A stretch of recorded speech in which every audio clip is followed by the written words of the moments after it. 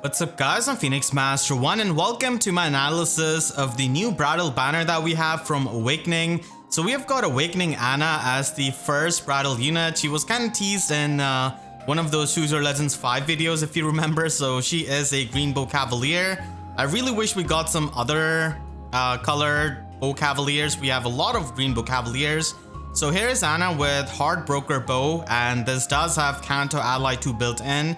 So this is kind of similar to Thief Layla, where you can just Canto to near the space of an ally that is within 2 spaces. So it does help her just Canto easily and frees up her slot B skill from running a Trace skill.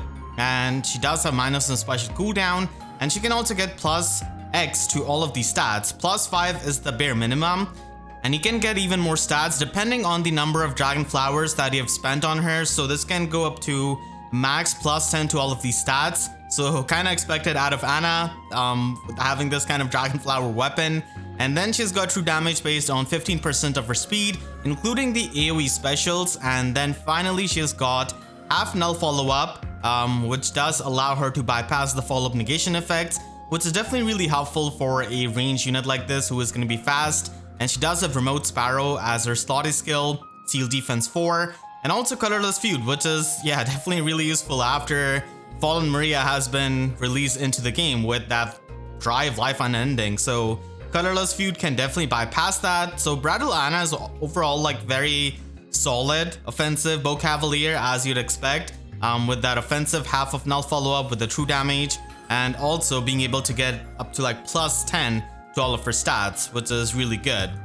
So that's our first bridal unit. The second one is Bride Say'ri, which I didn't really expect honestly. So definitely caught me by surprise, and she is a lance flyer this time around. She also has a preferred weapon, which is really good because lance flyers have it really hard with the competition. And here they showcase the slotsy skills of her in the action. So as you can see, Yenfei and Chrom actually have the extra movement along with Say'ri herself. So she does have the preferred weapon, which does give her minus and special cooldown, and also plus 5 to all of her stats. She also debuffs the enemy speed and defense by 20% of their visible attack stat, minus 8. So this can go all the way up to minus 10 speed and defense debuff. And then she's got damage reduction on foes' first attack by 40% and gets special charges on both her attacks and the enemy's attacks. So pretty easy for her to run Gale Force or even any kind of high cooldown special. She does come with Draconic Aura and Life and Death. Life and Death is a bit odd. Surge Sparrow would definitely make a lot more sense with this kind of weapon. And then she has got a new skill in Speed Defense Rain Snap. So this is Speed Defense Rain, but it also provides you with the extra movement and the allies that are within 2 spaces of you as long as they are melee infantry or melee armor units. And this is really good for the people who want to use Legendary Edelgard in the arena and they don't really have guidance for, and they want to just run a 300 SP passive on slot C of Legendary Edelgard. So this is really good for getting the extra movement, and Say'ri herself can get the extra movement, so you can definitely run something like a Clash skill, for example, on her to make advantage of this extra movement that you get. So definitely a pretty nice skill, nothing really too insane. We do have guidance for as it is, but this is also another way if you want to boost up the movement and not just teleport. Maybe if we get more anti-teleportation skills in the future.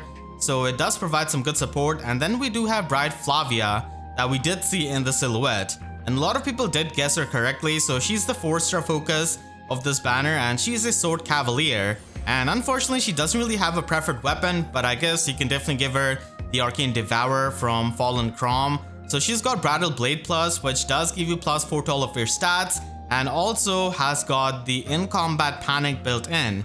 We have seen this before on Anankos very recently, and Legion of course had this.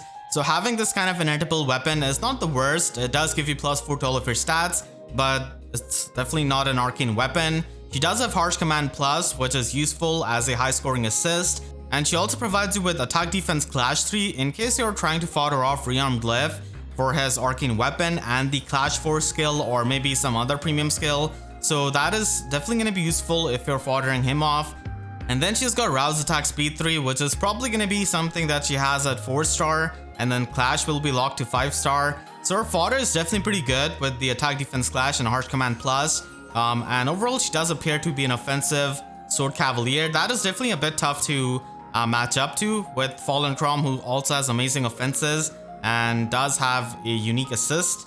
So that is the 4-star focus unit of this banner. And then we have the star of this banner and Bridal Awakening Tiki. So she's there with young Tiki. So it's an Awakening and Arcanea harmonic unit. And she is a colorless armored dragon. And she has a lot of things from Brave Tiki. She might as well be like an armor version of Brave Tiki.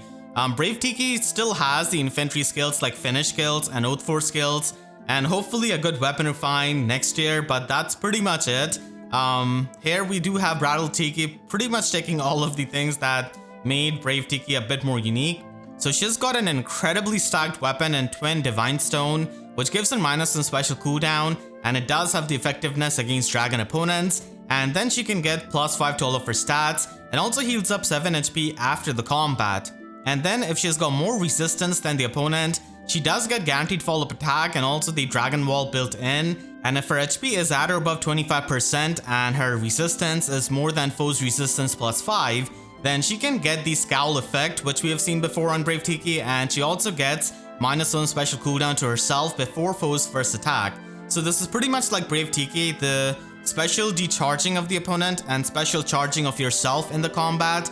So she doesn't really need to run a Scowl skill because she already has it built in her weapon, so that's pretty good. And then she's got Armored Flow, which is basically the resistance version of Armored Beacon. So Armored Beacon is like a slightly weaker bonfire, and this is like a slightly weaker iceberg, but it does provide you with that damage reduction. And this damage reduction of Armored Flow is not pierceable by Deadeye or Lethality. So that makes her a pretty good unit against a lot of pre-charged Lethality and Deadeye units, because she does have the Scowl effect, and then she's got the Armored Flow, and she also has the stand skill to get the guard effect. So overall, she's going to be functioning really well defensively. And she also has New Divinity from Brave Tiki, which does provide you with another layer of damage reduction based on resistance. So it basically has Dragon Wall and attack and resistance debuff on the opponent, and also the follow-up negation effect. So she's a complete package when it comes to all of the effects that you could want defensively on an armor unit. And she also has attack resistance far save, which definitely goes really well wanting resistance for the Scowl effect and also for the guaranteed follow-up attack from her weapon. And we do see her stats actually, so she's got incredibly high resistance, and she's not really going to be having much trouble triggering that effect from her weapon against a lot of the offensive units. So here she's going to be tanking Thracier. Despite being a far save unit, she doesn't really come with any distant counter skill. They pretty much expect you to give her the distant counter Dragon Sacred Seal, I suppose, which is going to be quite optimal on this Bridal Tiki.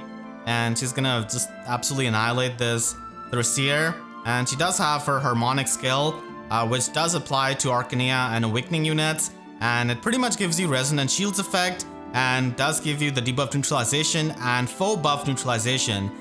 So we have seen foe buff neutralization from Valentine Lucina and also Veluria's Weapon Refine, and debuff neutralization status effect from Peenie's Weapon Refine.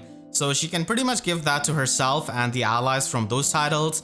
Not the best unit for Resonant Battles despite being a harmonic unit, because she's an armor unit and mobility is everything in Resonant Battles. But still overall, she's going to be a solid armor unit, especially being colorless, having neutral matchup across the board against a lot of the threats, and also being able to have the Scowl effect and a lot of the defensive effects, which make an armor unit really good. So she's overall a pretty solid armor unit, but of course does have weakness to the armor effective weapons and also dragon effective weapons. So that is going to be Bridal Tiki, the star of the banner, essentially. And we do have our Tempest Trial free reward unit in Groom M Robin, and he's a red Mage Cavalier. So that's a pretty good type because we don't really have too many of them. We only have Arete and Valentine Titania as the free-to-play red Mage Cavaliers. And he's probably going to be having a weapon similar to Flavia's, where he has got the in-combat Panic and Spectrum +4 to all of these stats. So that is going to be our next free-to-play unit, and if you have some extra rearmed Ophelias, then he's definitely going to be appreciating the Arcane Eclipse weapon. I'll definitely be making a full review on him tomorrow as we get the stats that he has got. So let me know in the comments what you think about this Bridal banner. It's overall pretty tame all things considered, but Tiki is definitely strong as a far safe tank. And let me know if you're going to be summoning on this banner or not. And I hope you all enjoyed this video. If you did, then make sure to leave a like and a comment. Helps me tremendously, and if you really enjoyed, you could always support me directly by using super thanks down below or by becoming a YouTube member. And for more free videos, make sure to subscribe and hit the notification bell, because YouTube sub boxes are about as functional as Brave Tiki after seeing Bridal Tiki. So with that said, I'll see you guys next time. Thank you so much for watching and have a great day.